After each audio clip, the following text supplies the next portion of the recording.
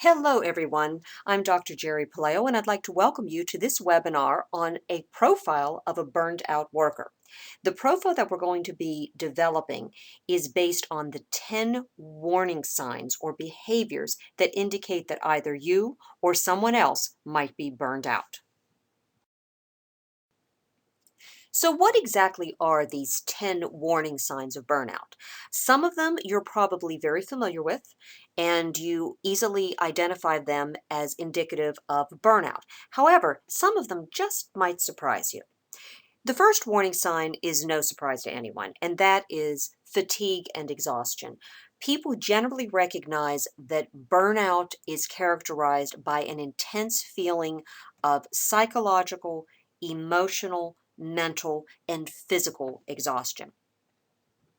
Another warning sign that might surprise you is detachment.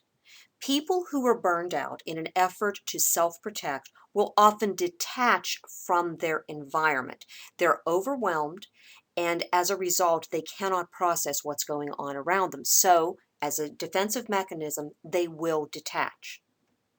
Another thing that characterizes burned out workers is boredom and cynicism.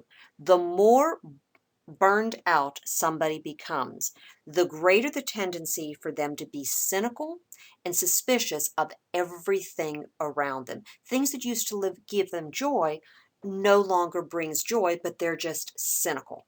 They also become very bored because there's an attitude of, who cares, why should I bother?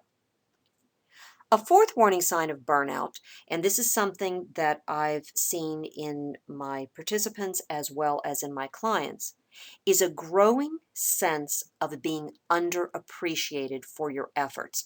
The more burned out you become, the greater your need to feel recognized for what it is that you're trying to do. Because remember, in burnout, you continue pushing to try to create the desired results, but you tend to fall short. And as a result, you then feel that you're not appreciated because you're working your hardest, but the results aren't just there. A fifth warning sign of burnout is something that you need to be very cognizant of, and that is depression. In fact, Freudenberger, who is the Freudian psychoanalyst who first discovered the burnout phenomenon, felt that many cases of depression were really burnout. Um, the burnout depression is quite different from a general type of a depression, but it is equally as difficult for the individual. The last 5 warning signs of burnout, again, may surprise you. One is anger and irritability. This is something that a person who is burned out often displays. They're angry, they're irritable, they're cranky, and they're just not very nice to be around. Many times when someone is burning out around you, you may just think they're nasty people, when in reality they're feeling quite overwhelmed from the burnout that they're experiencing. Another warning sign is paranoia. I've had many clients who've said to me, I look around over my shoulder because I think that they're out to get me. And it's the nebulous they. There's a sense of paranoia that accompanies burnout, which makes it very, very difficult for the victims who are experiencing it.